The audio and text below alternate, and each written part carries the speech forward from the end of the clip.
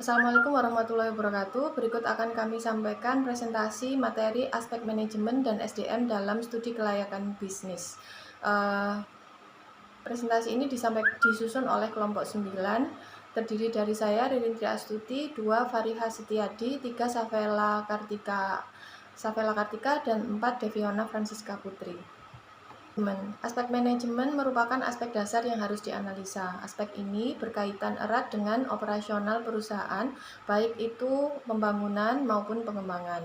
Dari semua aspek yang dianalisa, aspek manajemen memiliki cakupan yang sangat luas.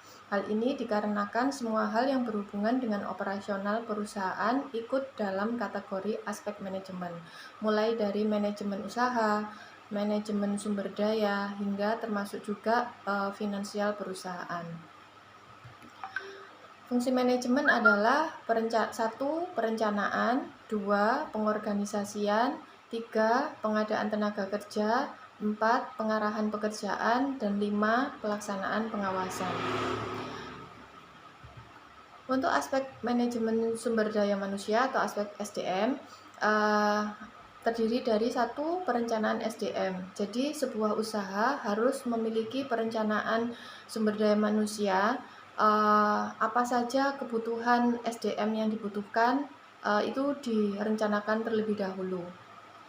Jadi menyesuaikan dengan bidang usahanya. Misalkan untuk usaha angkringan, produk utamanya adalah makanan dan minuman, maka harus dibutuhkan minimal adalah seorang koki atau juru masak yang mampu menyediakan makanan dan minuman sebagai produk usahanya.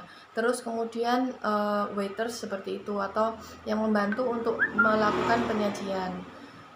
Untuk SDM-nya seperti itu misalnya. Terus kemudian yang kedua, melakukan analisa pekerjaan. Analisa pekerjaan ini berupa job desk atau apa-apa saja yang harus dilakukan orang-orang yang terlibat dalam bidang usaha. Misalnya kalau untuk koki, berarti dia harus mampu memasak, melakukan pekerjaan, membuat makanan atau minuman sesuai dengan bidang usahanya. Terus kemudian untuk asisten, misalnya dia menerima pesanan, terus kemudian membantu cuci piring atau menyiapkan alat-alat dan lain sebagainya.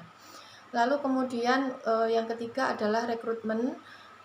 Dilakukan penyeleksian untuk tenaga kerja.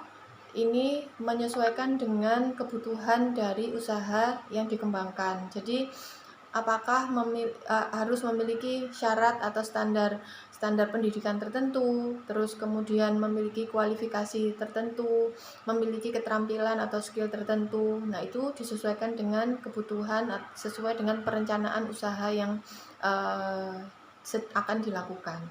Kemudian yang keempat, produktivitas. Ya, ini terkait dengan upaya evaluasi nantinya. Jadi seorang SDM atau karyawan harus memiliki target produktivitas kerja yang seperti apa. Nah, itu harus ditentukan dulu. Hal ini dilakukan untuk mempermudah proses evaluasi kinerja dalam sebuah perusahaan. Kemudian yang kelima, harus juga dilakukan pelatihan dan pengembangan, karena sebuah perusahaan harus memiliki orientasi pengembangan ke depan. Maka dia harus menyiapkan SDM-nya dengan baik dengan cara memberikan pelatihan dan juga pengembangan. Yang keenam, prestasi kerja.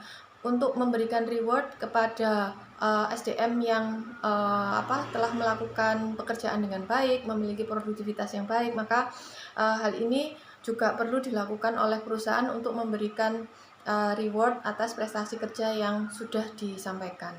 Kemudian 7, keahlian yang disyaratkan. Ini sama ya tadi seperti saat melakukan analisa kerja. Jadi ada keahlian-keahlian khusus yang harus dimiliki seorang karyawan atau pekerja untuk bergabung dalam sebuah perusahaan sesuai dengan bidang usahanya.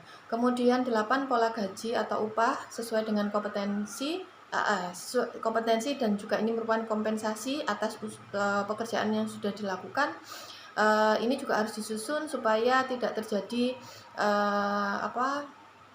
ketidakpuasan karyawan, yang ketika ketidakpuasan karyawan terjadi itu juga akan berpengaruh pada produktivitas dan kinerja.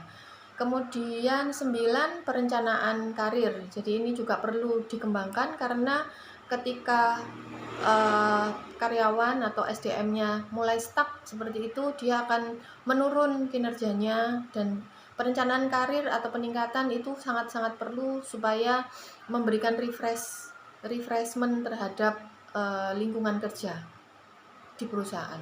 10, keselamatan dan kesehatan kerja. Ini juga sangat penting, menjadi persyaratan karena memang menjadi hak dari karyawan dan juga menjadi kewajiban bagi perusahaan untuk selalu memperhatikan keselamatan dan kesehatan kerja. Hal ini bisa mulai dilakukan prosedurnya, SOP-nya, kemudian lingkungan kerjanya harus memenuhi standar-standar keselamatan dan kesehatan kerja. Yang ke-11, jika sampai terjadi pemberhentian, perusahaan juga harus mampu memberikan perencanaan atau reason yang masuk akal, yang si A harus berhentikan atau si B harus dipindah dan lain sebagainya.